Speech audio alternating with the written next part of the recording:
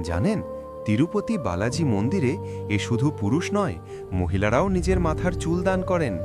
এই রহস্যের পেছনে আছে এক অবিশ্বাস্য গল্প। একসময় মহর্ষি ভৃগু রাগে ভগবান বিষ্ণুর বুকে আঘাত করেন, কিন্তু সেই বুকে বাস করতেন মা লক্ষ্মী। এই অপমান সহ্য করতে না পেরে তিনি বৈকুণ্ঠ ছেড়ে পৃথিবীতে চলে আসেন।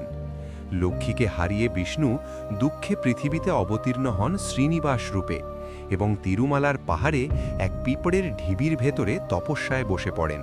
না খাবার, না জল, শুধু বিরহ আর অপেক্ষা। প্রতিদিন একটি গরু এসে তাকে দুধ দিত, কিন্তু একদিন রাখাল রেগে গিয়ে কুড়াল ছুঁড়ে মারে। গরুটিকে বাঁচাতে ভগবান সেই আঘাত নিজের মাথায় নেন, আর তার মাথার চুল উঠে যায় চিরতরে।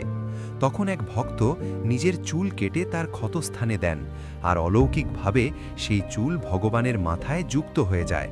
খুশি হয়ে ভগবান আশীর্বাদ দেন, যে ভক্ত চুল দান করবে তার মনের সব ইচ্ছা পূর্ণ হবে।